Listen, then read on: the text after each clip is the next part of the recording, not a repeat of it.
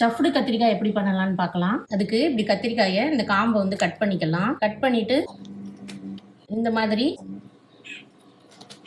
மாதிரி கத்திரிக்காயை கட் பண்ணிக்கலாம். உள்ள வந்து நல்லா கிளீனா இருக்கான்னு மட்டும் பார்த்துக்கிடுங்க. பூச்சி கீச்சி இல்லாம கத்திரிக்காய் வந்து இருக்கணும். இந்த மாதிரி சுத்தமான கத்திரிக்காயா நம்ம இந்த இப்படி 4 பக்கமும் இந்த மாதிரி வெட்டிக்கிருங்க. இப்போ இந்த கத்திரிக்காய் ஸ்டஃபுக்கு மசாலா ஃபீல் பண்றதுக்கு வந்து ரெடி பண்ணலாம். கொஞ்சம் தேவையான அளவு கடலைமா எடுத்துக்கலாம்.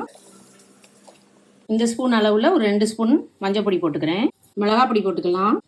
கொஞ்சமா பெருங்காயம் போட்டுக்கலாம். இப்ப கொஞ்சமா கரம் மசாலா போட்டுக்கலாம். நான் வீட்லயே பண்ணி வச்சிருக்கேன் கரம் மசாலா. நம்ம என்னென்ன வீட்டுல சேர்ப்போமோ அந்த பவுடரை தான் நான் வந்து ரெடி பண்ணி வச்சிருக்கேன். அது போட்டுக்கலாம். இப்ப இதுக்கு தேவையான அளவு உப்பு போட்டுக்கலாம்.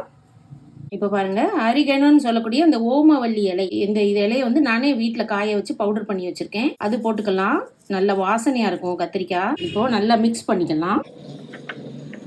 இப்போ கொஞ்சமா தண்ணி விட்டு தேவையான அளவு, ரொம்ப தண்ணியா இல்லாம ஸ்டஃப் பண்ற மாதிரி கொஞ்சம் கெட்டியா பிசைஞ்சுக்கலாம். இப்போ இந்த நறுக்கி வச்சிருந்த இந்த கத்திரிக்காய்க்குள்ள வந்து நம்ம ஸ்டஃப் பண்ணிடலாம்.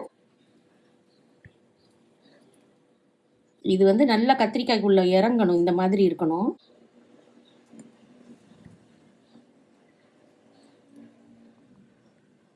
இந்த மாதிரி நல்லா 4 பக்கமும் இந்த பாருங்க உள்ள நல்லா ரெம்பி இந்த மாதிரி ஃபில் பண்ணிக்கிறங்க. இது மாதிரி எல்லா கத்திரிக்காயையும் நம்ம ஃபில் பண்ணி வச்சுக்கலாம். அடுப்புல பேன் வச்சு ஆயில் ஊத்திட்டு கடுகு போட்டுடலாம். உளுந்து போட்டுக்கலாம் கொஞ்சம். இப்போ கடுகு வெடிச்சிருச்சு. இந்த ஸ்டஃப் பண்ணி வச்சிருக்க இந்த கத்திரிக்காயை வந்து இதுல போட்டுடலாம்.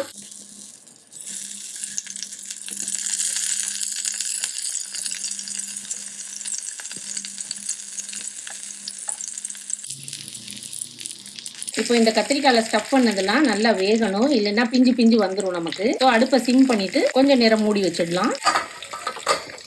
இப்போ கத்திரிக்காய் வதங்கி கொஞ்சம் நல்லா வெந்துருச்சு. வெந்த உடனே நம்ம இந்த இப்போ திறந்தாச்சு. இது இப்படி நல்லா வேகுற வரைக்கும், இப்படி ஒரு 10 நிமிஷம் கத்திரிக்காய் ஆகுற வரைக்கும் நல்லா வதக்க வேண்டியதான். இந்த நம்ம ஸ்டஃப் பண்ணும்போது மிஞ்சிச்சு இல்லையா, அந்த மசாலா தண்ணியை இது மேல அப்படியே ஊற்றிடலாம். இப்போ நீங்க பாத்தீங்கன்னா இந்த நல்லா தெரியும் கத்திரிக்காய் வந்து நல்லா வெந்துருச்சு. டவுட் இருந்தா இப்படி லைட்டா கரண்டியால குத்தி பாத்துக்கிறங்க. இப்படி குத்தி பாத்தீங்கன்னா இந்த நல்லா அமுங்கும். இந்த இப்படி நல்லா அமுங்கும். அப்ப வெந்துருச்சுன்னு அர்த்தம்.